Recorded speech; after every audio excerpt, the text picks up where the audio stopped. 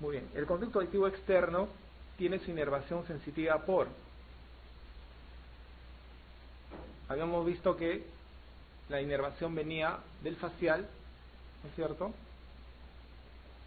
del trigémino, y una parte venía del nervio vago, ¿no?, el 10º par craneal. El trigémino facial, pero el plexo cervical no, porque el plexo cervical inerva la parte posterior, o sea, el hélix, antihélix y el trago, perdón, el lóbulo del oído, ¿no es cierto?, pero del pabellón auricular.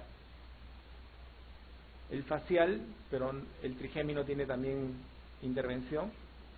Facial y trigémino no solamente. El facial, el vago y el oftálmico no. El oftálmico, o sea, el B1, que es el trigémino, inerva, pero habíamos visto la parte superior del pabellón auricular, ¿no? Entonces acá la respuesta es la A. Trigémino, el vago y el facial.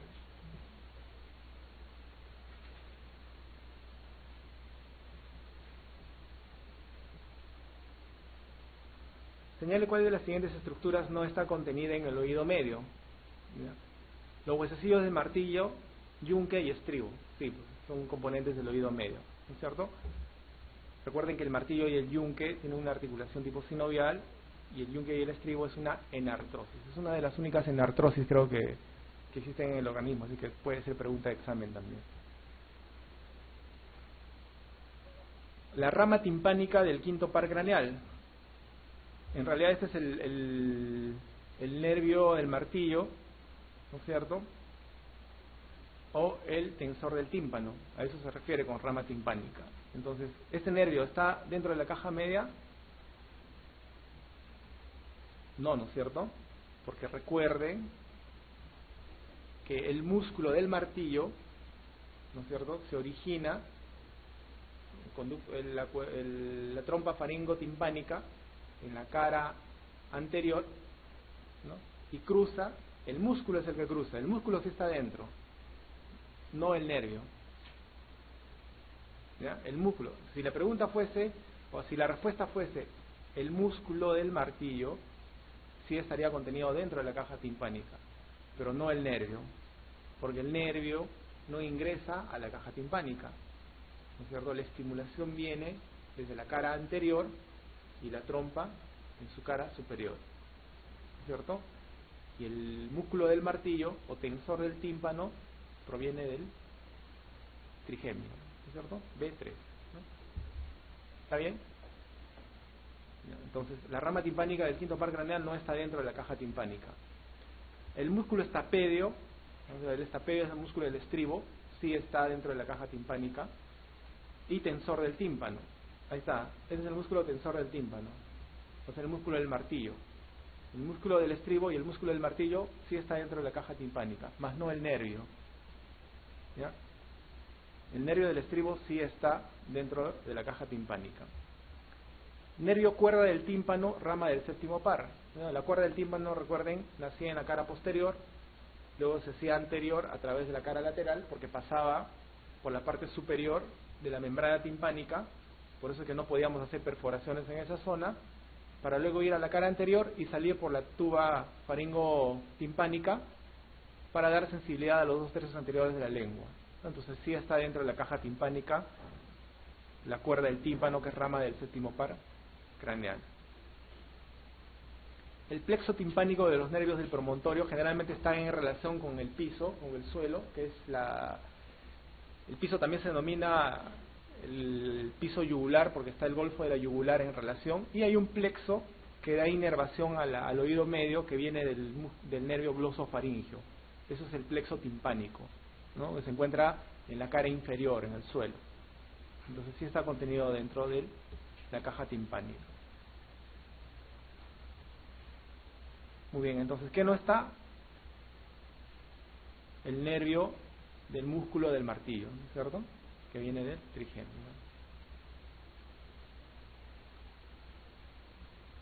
La zona del martillo que tiene la función de un resonador para la amplificación del sonido es... Entonces, la amplificación del sonido se va a dar en dos sitios fundamentales, ¿no?, tanto en la membrana timpánica y en la ventana oval, ¿no es cierto? conjuntamente estos dos músculos, precisamente el del estribo y el martillo, sirven para equilibrar las ondas sonoras que va a recibir la persona. Si los estímulos son muy fuertes, probablemente el que se va a activar va a ser el conducto, el tensor del tímpano, ¿no es cierto?, para poder disminuir esa intensidad. Y si los sonidos son muy débiles o muy bajitos, el que se va a contraer va a ser el del estribo, para un poco amplificar más estos sonidos. Entonces ambos músculos están en constante equilibrio para que las ondas sonoras que nosotros recibimos, ¿no es cierto?, no nos causen lesiones a nivel del oído medio. Entonces, ¿quién tiene función de resonador o ampliación de sonido? La membrana tectoria. La membrana tectoria es lo que se llama el tegmen tímpanico, es el techo de la caja timpánica. Hemos dicho que no, es una capa fina y que puede ser asiento por progresión, ¿no es cierto?, de infecciones a nivel del encéfalo más bien, ¿no? La membrana basilar se encuentra dentro del laberinto, de la cóclea membranosa, ¿no es cierto?, dentro de la cóclea membranosa, ¿no es cierto?, donde va a sentar la endolinfa y el órgano de Corti, ¿no? El órgano de Corti, que es la unidad auditiva neurológica inicial, ¿no? El conducto auditivo externo nos conduce y parcialmente amplifica, puede ser, pero el órgano que amplifica esencialmente la audición es la membrana timpánica y parte de la membrana oval, ¿no? El conducto coclear no tiene nada que ver, es la parte, por decirlo así, eléctrica de la audición, ¿no?, la parte neurológica de la audición, no amplifica. Entonces, bueno, si no tenemos la membrana timpánica, nos quedamos con el conducto auditivo externo, que en realidad, más que amplificar, va a conducir el estímulo sonoro. No hay otra, ¿no? Conducto auditivo externo. Acá debe decir slash, bueno, igual, tampoco es parte del conducto auditivo externo, membrana timpánica, ¿no?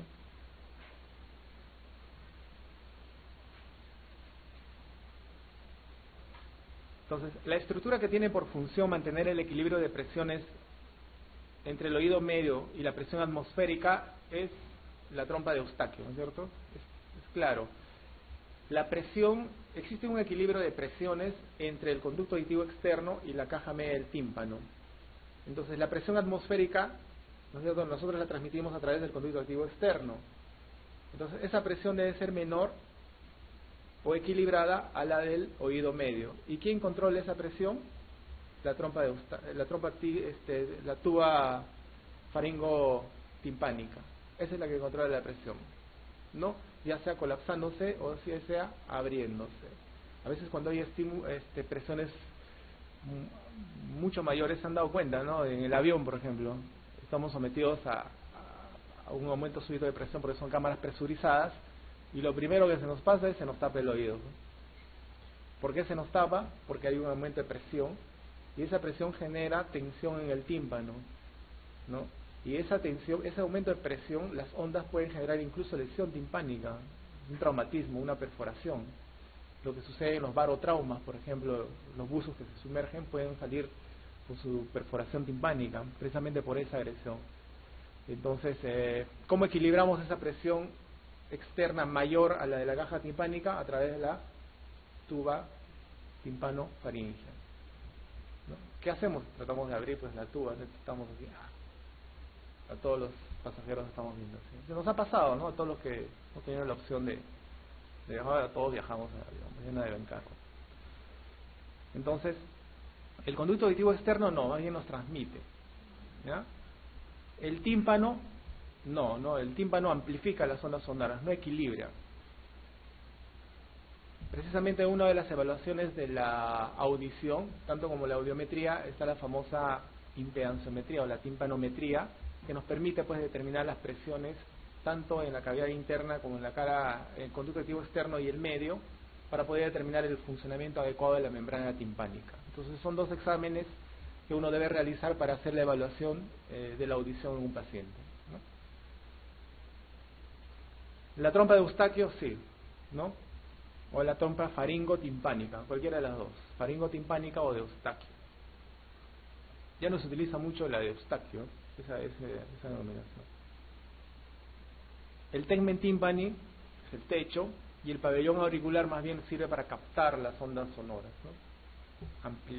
Más que amplificar, capta, ¿no? Una superficie de recepción mayor de las ondas sonoras. Muy bien, entonces la trompa de Eustaquio es la que va a generar el equilibrio de presiones en estos pacientes.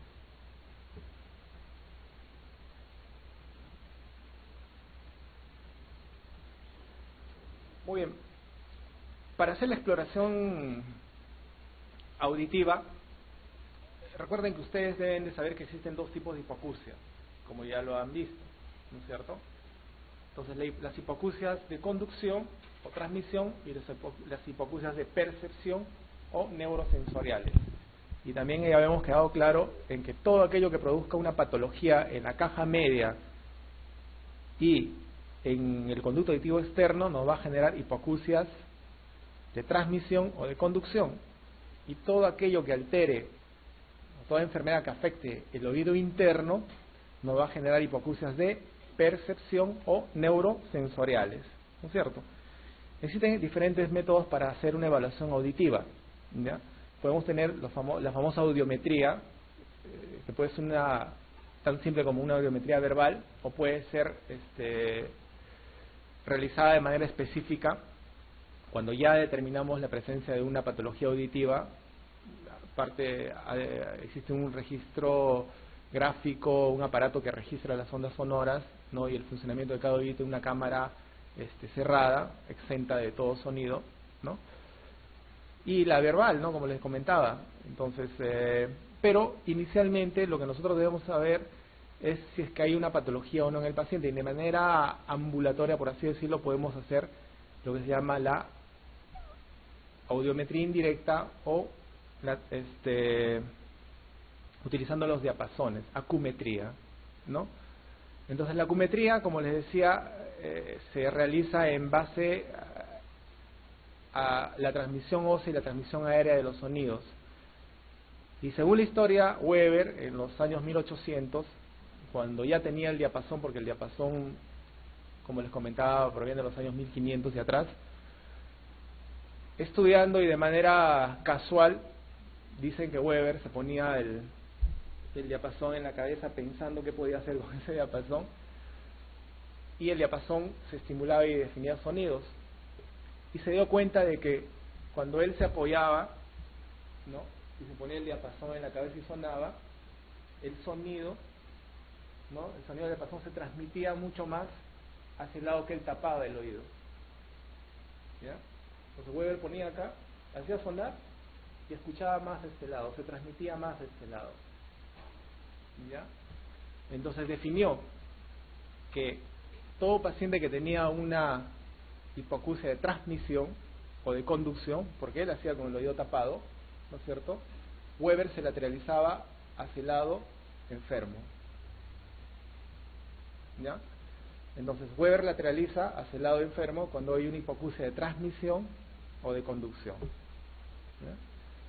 Y cuando no hay hipoacusia de transmisión, lateraliza a ambos lados. Si lateraliza a ambos lados, el sonido se escucha en ambos lados de manera adecuada, puede ser normal o puede ser una de percepción, ¿ya? Entonces Weber solo se quedó ahí, pues, ¿no? Lo que lateraliza hipoacusia de transmisión. ¿Y cómo hacemos con la de percepción? Ahí se quedó, ¿no? Y luego vino Ring, fue un poco después, y Ring también hizo su prueba, ¿no? Pero Ring hacía prueba en aquellos pacientes que ya tenían un Weber positivo. O sea, si Weber lateralizaba, Ring hacía el estudio. Si no lateralizaba, no tenía por qué hacer estudio. Entonces Ring comparaba la vía ósea con la vía aérea, ¿no es cierto?, poniendo el diapasón en sonido, ¿no es cierto?, en la apófisis mastoides, ¿no? Y si el sonido se transmitía en ese oído donde Weber estaba positivo, donde ya había una hipoacusia de transmisión, si el sonido se transmitía, ¿no?, o sea que significaba que la vía ósea era mayor que la vía aérea, ¿no?, el paciente o tenía una hipoacusia de percepción o era normal. Entonces, RIN positivo igual hipoacusia de percepción. ¿Ya? Seguía sonando y RIN trasladaba de la apófisis mastoides a 2 centímetros delante del pabellón auricular y ponía el diapasón. ¿Ya? Si el sonido ya no se transmitía, era un RIN negativo. Y RIN negativo es compatible con una hipoacusia de transmisión o de conducción. Eso les preguntan en el examen, y a veces es más complicado. Entonces, para que no se compliquen, solo tienen que acordarse de que RIN positivo, hipoacusia de neurosensorial o de percepción. Y RIN positivo, hipoacusia de RIN positivo, hipoacusia neurosensorial o de percepción, y RIN negativo, hipoacusia de transmisión. ¿Ya? Y Weber siempre va a lateralizar hacia el lado enfermo en una hipoacusia de transmisión. Y con eso ya tienen el diagnóstico.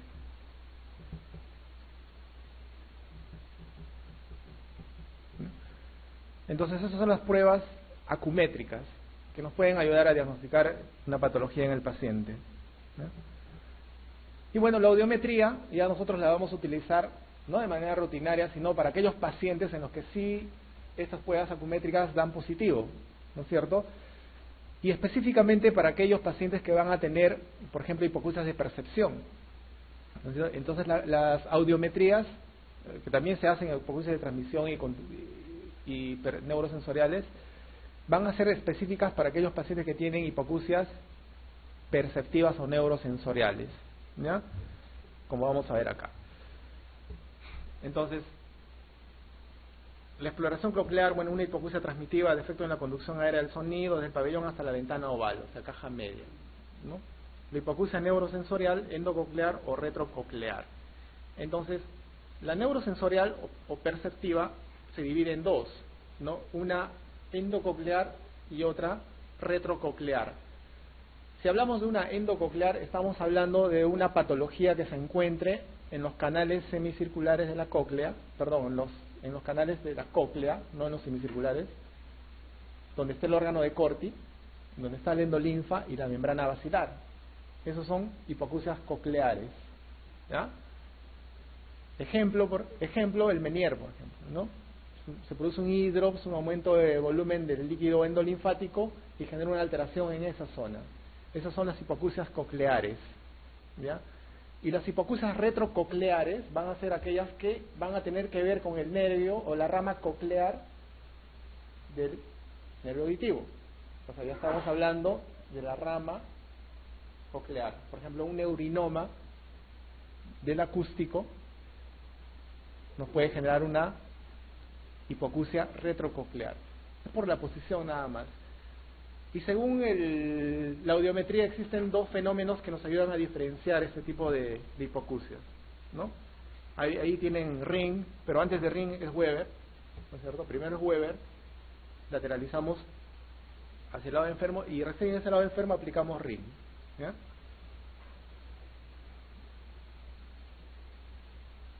Si lo vemos así no vamos a entender. Creo que lo mejor que ustedes pueden hacer es conceptualizar ya, y cuando hagan la especialidad de otorrino ya pues investigan más, pero conceptualicen eso: RIN negativo, transmisión; RIN positivo, percepción neurosensorial; y Weber lateraliza cuando hay hipoacusia de transmisión. ¿Ya está?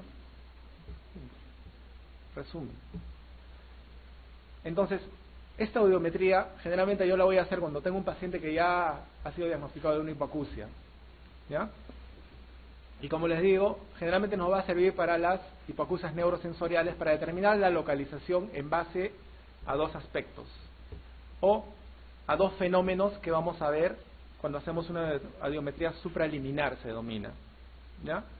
Un fenómeno se llama reclutamiento, en la que la sensación percibida del sonido, ¿cierto?, va a generar una intensidad mayor. O sea, el paciente va a escuchar un sonido pequeño, lo va a escuchar intensificado, que inclusive puede llegar al dolor, o sea, a la otalgia, ¿ya? Eso se llama reclutamiento. Y el reclutamiento es un signo patognomónico de una hipoacusia neurosensorial coclear. O sea, el problema está en la cóclea.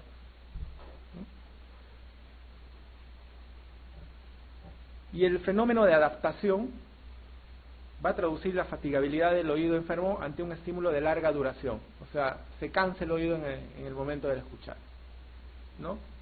Y este tipo de adaptación va a ser propio de las hipoacusias retrococleares, ¿no es cierto?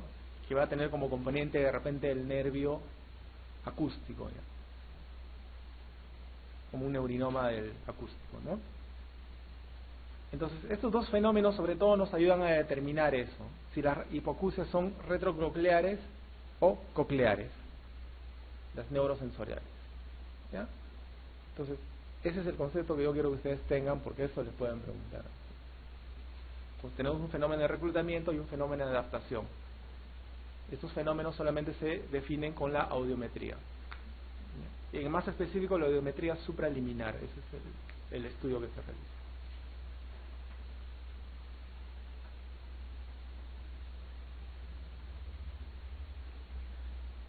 Muy bien.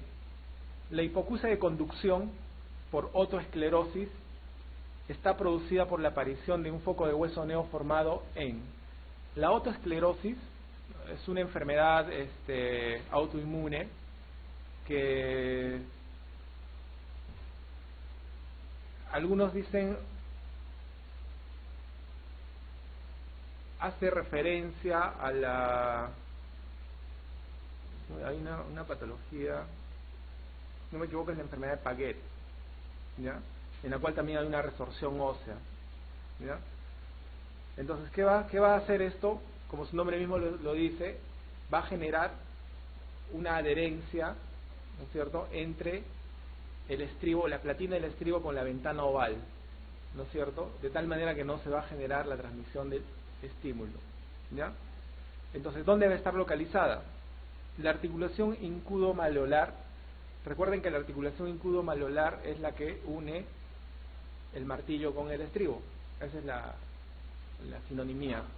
Ese tipo de articulación es sinovial, ¿no? Y la otra es una enartrosis.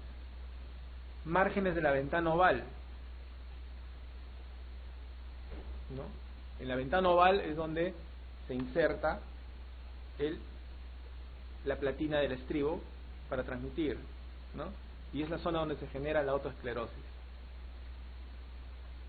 Capa hialina del oído medio, no tiene capa hialina el oído medio.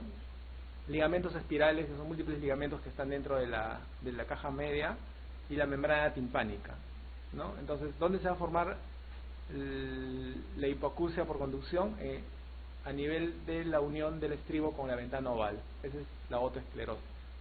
Por ende va a generar una hipoacusia, como dice, de conducción, porque el problema está en la caja media, ¿no es cierto?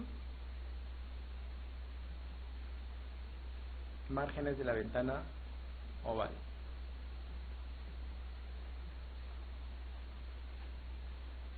Entonces, un RI negativo es compatible con el neurinoma del octavo par.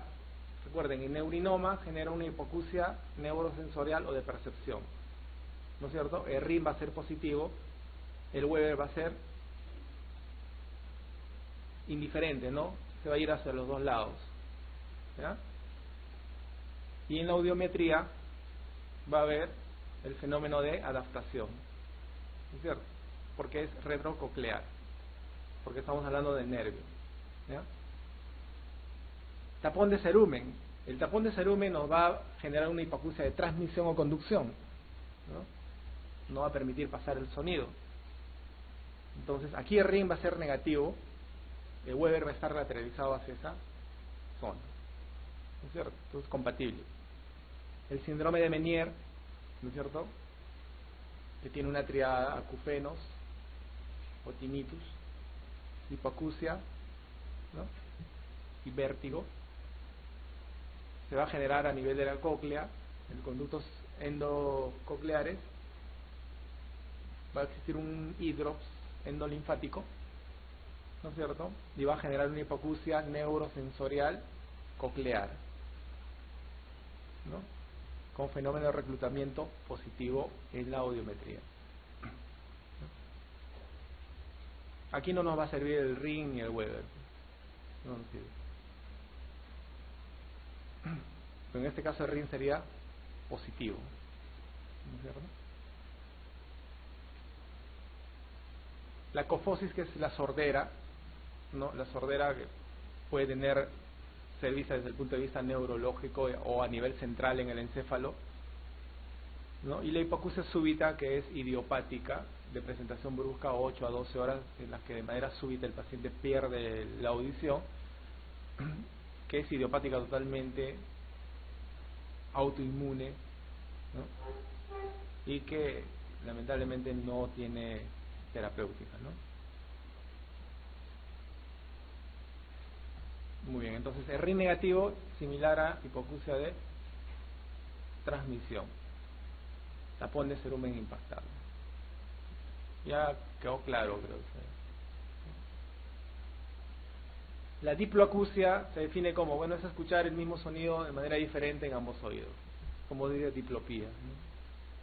Sinónimo de reclutamiento, no. Recuerden que reclutamiento es una prueba en la que nosotros la intensidad del dolor, la intensidad del sonido mínima, la magnificamos, la escuchamos muy fuerte, muy intenso, generando incluso el dolor, ¿cierto? Entonces este sinónimo de reclutamiento es positivo en hipoacusias neurosensoriales de tipo cocleares. Sensación de aumento anormal del ruido, no, pues no. El mismo sonido parece diferente en los dos oídos, ¿no? Eso es diploacusia. Umbral de elección del lenguaje, no. Sinónimo de enmascaramiento, tampoco.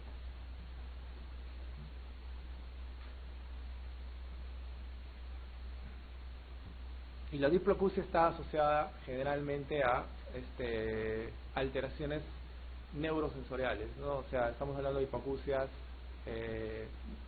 no de transmisión, sino neurosensoriales o perceptivas, ya sea cocleares o retrococleares, ¿no? Está más relacionado con ese tipo de patología.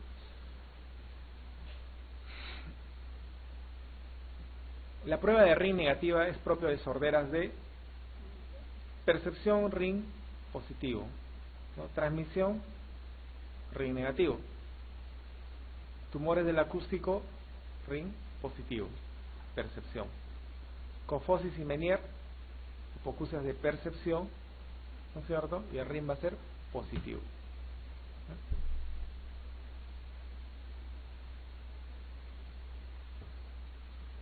Bueno, con tantas preguntas de eso ya no hay duda, pues, se van al examen y ponen RIN negativo. Muy bien. El fenómeno por el cual una sensación percibida por una intensidad determinada es mayor de lo normal se denomina lo que estamos hablando, ¿no? Reclutamiento, ¿no es cierto? Una sensación percibida por una intensidad determinada es mayor de lo normal, generando dolor en la audición. Reclutamiento propio de hipoacusias sensoriales cocleares, ¿no? La adaptación retrococleares.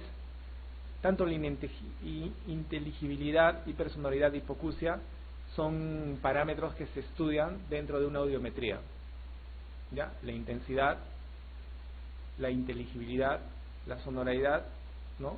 Son parámetros que se estudian en una audiometría. Bueno, y la hipoacusia está dentro del fenómeno ¿no? Entonces, reclutamiento.